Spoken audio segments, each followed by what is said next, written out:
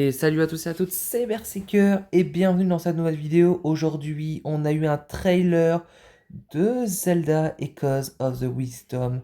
Un trailer sur tout simplement l'avancée du jeu. Et aujourd'hui, je vais vous présenter quelques caractéristiques du jeu.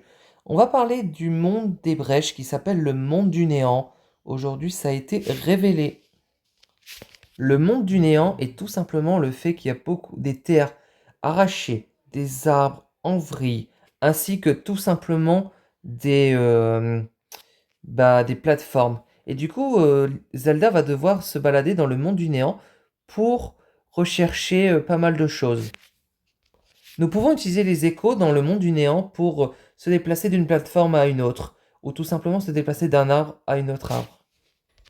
Dans le monde du néant, dans les profondeurs, il y aura des donjons. Comme par exemple, le premier donjon sûrement s'appellera la ruine du sud. Et du coup, dans chaque brèche, il y aura un monde différent. Du coup, dans chaque donjon, il y aura un boss. Comme dans les jeux 2D ou 3D sur la 3DS ou sur la Wii U. Comme un Twilight Princess. Chaque faille de Echoes of the Wisdom viendra à des endroits totalement différents, dans des environnements différents. Comme par exemple, si vous êtes dans un environnement de feu, et bah si vous plongez dans le monde du néant, vous serez dans un environnement en flammes des Gorons.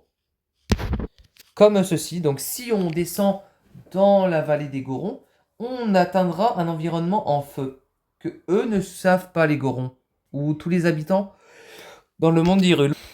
Donc du coup, je suppose que les donjons, on les fera dans les profondeurs, parce que peut-être que ça sera plus simple pour eux de les amener, et peut-être pour nous, ça fera plus d'exploration.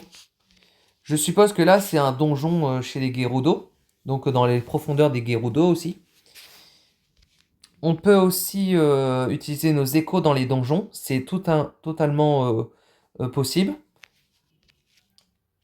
Voici l'environnement d'eau d'un donjon, je suppose que c'est les auras des rivières dans les profondeurs. Voici un mode qu'on ne connaissait pas du tout, qu'on vient juste de le voir aujourd'hui, le mode épéiste.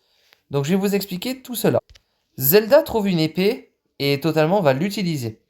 Et pour ceux qui étaient contre le fait que Zelda ne puisse être joué, et ben c'est bien, on va pouvoir avoir un côté un peu dans les Zelda où on va pouvoir utiliser l'épée.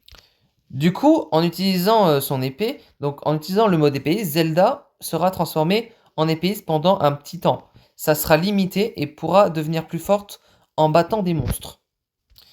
Il me semble qu'il y aura tout simplement un niveau d'épéiste que Zelda va devoir essayer d'atteindre, je suppose.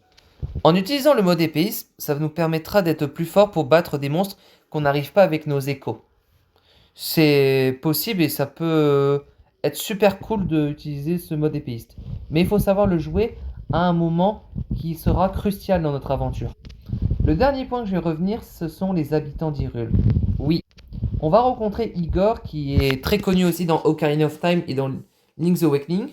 De base, c'est un fossoyeur, et en fait, il va nous faire des inventions encore plus fortes que les échos.